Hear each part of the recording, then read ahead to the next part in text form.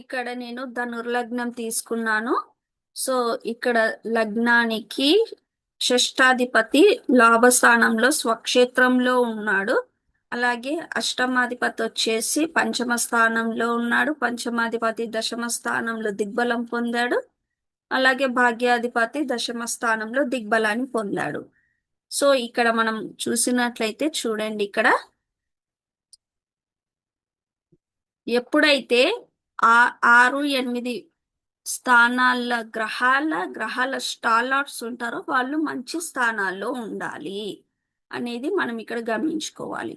అంటే ఇక్కడ షష్టాధిపతి ఎవరు? ఇక్కడ శుక్రుడు వచ్చేసి చిత్త నక్షత్రంలో ఉన్నాడు అనుకుందాం. చిత్త నక్షత్రం. సో ఇక్కడ నక్షత్రాధిపతి కుజుడు ఎక్కడ ఉన్నాడు? దశమ స్థానంలో దిగ్బలాన్ని పొందాడు. సో మంచి స్థానంలోనే ఉన్నాడు కదా. అలాగే ఇక్కడ షష్టాధిపతి వచ్చేసి లాభస్థానంలో, అంటే సర్వీస్ పరంగా కానీ లాభపరంగా కానీ బాగుంటుంది. అలాగే కుజుడు నక్షత్రాధిపతి కూడా బాగున్నాడు, షష్ఠ లాభాధిపతి కూడా బాగున్నాడు. మనం ఇవి గమనించుకోవాలి. అలాగే ఇక్కడ చూడండి, చంద్రుడు ఎవరు? అష్టమాధిపతి వచ్చేసి పంచమ స్థానంలో ఉన్నాడు, మిత్రక్షేత్రంలో ఉన్నాడు. అలాగే ఇతని చంద్రుడి నక్షత్రాధిపతి భరణి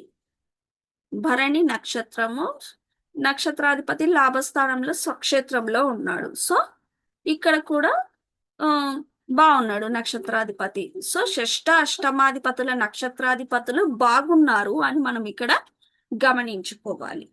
సో ఈ విధంగా ఉన్నప్పుడు ఏమవుతుందంటే వీళ్ళు ఏ రకంగా ఉన్నా ఎలా ఉన్నా ప్రొటెక్ట్ చేయబడతారు. సో ప్రివెన్షన్ హౌసెస్ అన్నమాట ఇవి. సో అంటే వీరు ధనపరంగా కానీ అప్పులు అనేది ఎప్పుడు రాకుండా అనేది ఉంటుంది, ఎప్పుడు లాభంలోనే ఉంటుంది. ఒకవేళ వచ్చినా కూడా మళ్ళీ తీర్చే విధంగా ఉంటుంది. ఏమైనా ఆపద వచ్చినా కూడా రక్షింపబడతారు. వీళ్ళకంటూ ఒక సెక్యూరిటీ లాగా ఎవరో ఒకరు ఎంబడి ఉంటారు వీళ్ళని రక్షించడానికి అనేది మనం ఇక్కడ గమనించవచ్చు. అలాగే ఇక్కడ చూడండి, భాగ్యాధిపతి అయిన రవి ఇక్కడ దిగ్బలం దశమ స్థానంలో దిగ్బలాన్ని పొందాడు. సో భాగ్యాధిపతి కూడా బాగున్నాడు. అలాగే మిగతా గ్రహాల స్థితిగతులు చూడాలన్నమాట. అంటే లగ్నాధిపతి ఎలా ఉన్నాడు అనేది చూడాలి.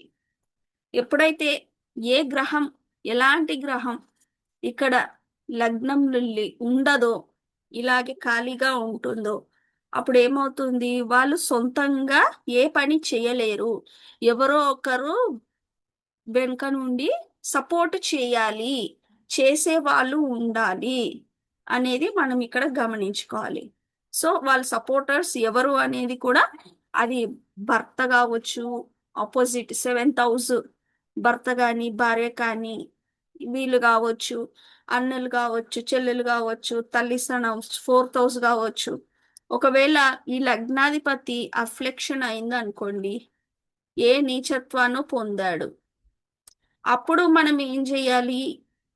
ఈ నక్షత్రాధిపతి ఎలా ఉన్నాడు అనేది మనం ఇక్కడ గమనించుకోవాలి. నక్షత్రాధిపతి ఏ స్థితిలో ఉన్నాడు అనేది గమనించుకొని, ఒకవేళ బాగుంటే ఓకే, ఆయన కూడా నీచం పొందితే ఇంకా ఏం చేయలేమని మనం ఇక్కడ గమనించుకోవాలి. సో ఇక్కడ నిర్ణయం తీసుకునే అధికారం కూడా ఉండదు.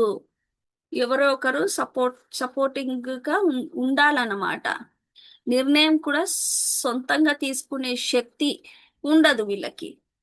అంటే ఎప్పుడు కన్ఫ్యూజన్ మైండ్ అనేది ఉంటుంది, చెయ్యాలా వద్దా, చేస్తే ఏమవుతుంది అనేది, అంటే పాజిటివా నెగిటివా అనేది ఉంటుంది. అంటే కాలం కూడా సహకరించదు అనేది కూడా మనం ఇక్కడ గ్రహించాలి. అలాగే మిగతా గ్రహాల స్థితిగతులు చూడాలి,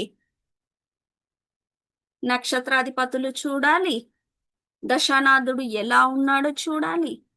ఇవన్నీ చూసిన తర్వాతనే మనం రిజల్ట్ అనేది చెప్పాలి. సో ఇదండి ఈరోజు వీడియో.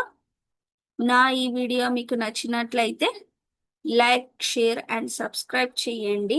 అలాగే మీరు ఈ కోర్సు నేర్చుకోవాలనుకుంటే ఈ నంబర్ని సంప్రదించండి. లేదా మీ మీరు మీ జాతక వివరాలు తెలుసుకోవాలనుకుంటే నా ఈ నంబర్ని సంప్రదించండి. ధన్యవాదాలు.